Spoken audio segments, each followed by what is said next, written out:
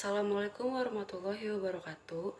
Nama saya Julia dari kelas 11 IPA 1. Di sini saya akan membacakan atau memaparkan teks ceramah tentang pendidikan di masa pandemi COVID-19.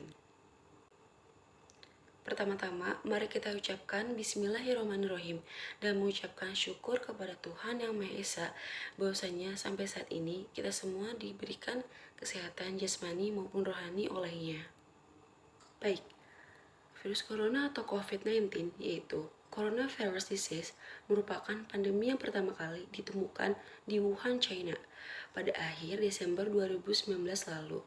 Virus ini mampu menginfeksi sistem pernapasan melalui cairan seperti tetesan atau droplet ketika seseorang yang terinfeksi batuk atau bersin dan pada benda yang sudah terkontaminasi. Kemudian, virus akan terus menginfeksi jika imun tubuh melemah, bahkan berujung pada kematian. Virus corona menyebar dengan sangat cepat dan menyebar ke berbagai wilayah termasuk Indonesia pada awal bulan Maret 2020 dan hingga kini terus menyebar. Hal tersebut membuat beberapa negara menetapkan kebijakan pemberlakuan lockdown dalam rangka mencegah penyebaran virus corona. Kini hampir di seluruh belahan dunia melakukan segala aktivitasnya di rumah, seperti belajar, bekerja, dan aktivitas lainnya. Maka dari itu, pemerintah terpaksa memutuskan pembelajaran tatap muka dan memulai mencari inovasi untuk proses kegiatan belajar mengajar. Pemerintah menetapkan metode daring atau dalam jaringan.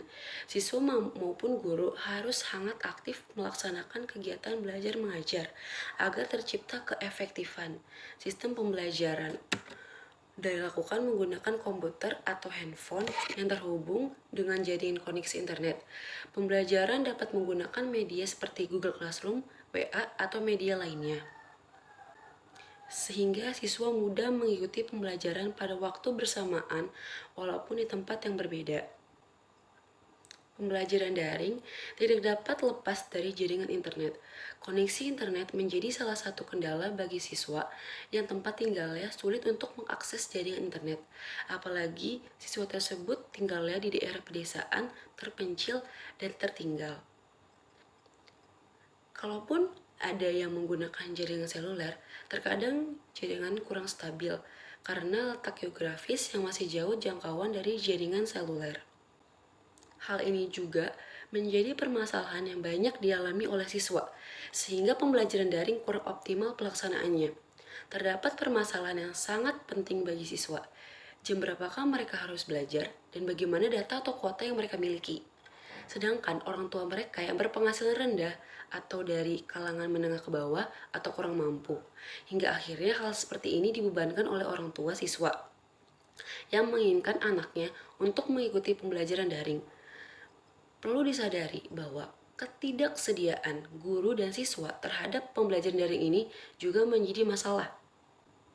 Perpindahan sistem pembelajaran konvensional ke sistem daring amat mendadak tanpa persiapan yang matang.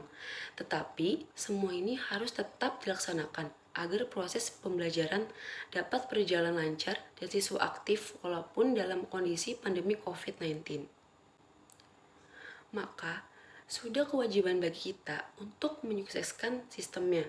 Bahkan dalam keadaan yang terbatas, kegiatan pembelajaran harus tetap dilaksanakan. Karena tanpa pendidikan, bangsa kita terancam gap generasi atau keadaan di mana suatu generasi tertinggal pengetahuan dan kompetensinya akibat dari hak pendidikan yang tidak tersampaikan. Di masa seperti ini, tugas guru yang tidak boleh berhenti mengajar sama halnya dengan para pekerja kesehatan yang berusaha menyelamatkan para nyawa pasien. Karena para guru pejuang pendidikan harus menyelamatkan masa depan generasi penerus bangsa.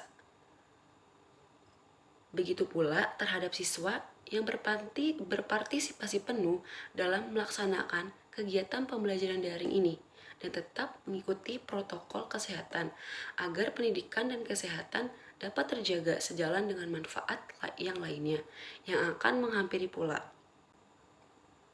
Kita Sebagai pelajar, sudah seharusnya kegiatan belajar itu menjadi kewajiban dan tanggung jawab karena kita adalah penerus bangsa. Kita yang memilih mau dibawa kemana bangsa ini, karena hidup itu pilihan.